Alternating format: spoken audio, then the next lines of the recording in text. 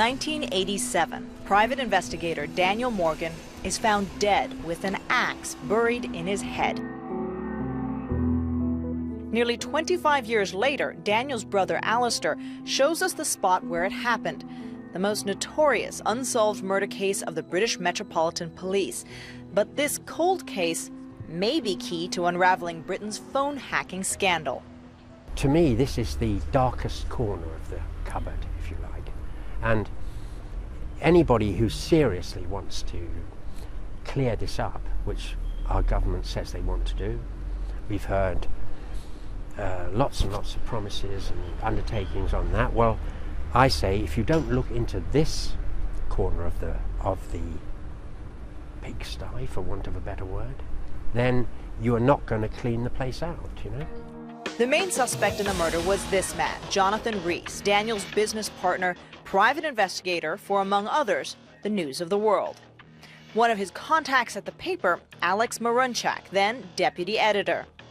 Rees openly boasted of using corrupt cops in his business, but despite 6 separate investigations, attempts to prosecute him for the murder failed. In fact, in March this year, the Metropolitan Police apologized to the Morgan family, saying it is quite apparent that police corruption was a debilitating factor in that investigation. This was wholly unacceptable. It gets worse. In 2002, senior detective David Cook was tasked with investigating the Morgan murder when he became suspicious of several vehicles parked outside his home, registered, it turns out, to News of the World. Worse, police had evidence that Cook and his wife's voice messages had been hacked while investigating the Morgan murder.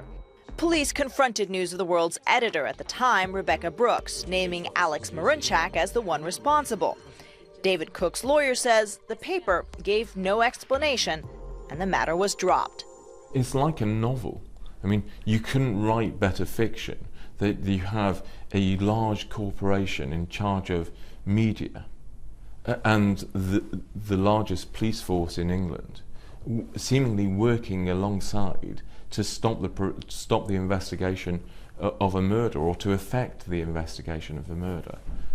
You couldn't write it better than that. Labour MP Tom Watson put it more bluntly to the investigating parliamentary committee. News International, he said, had entered the criminal underworld. There are a lot of allegations around the original inquiries involving the Danny Morgan murder, not least the key officials leading the inquiry were pursued by covert surveillance from by News of the World, and some of the private investigators they used were also in some way related to the Morgan murder inquiry originally. So there's a murky story out there that's yet to be told, and I think that's why it really needs a judge to pick up the evidence file and find out just what the hell went on all those years ago. We asked Jonathan Rees, Alex Marunchak, and Rebecca Brooks to explain what happened so many years ago. None of them responded to our requests.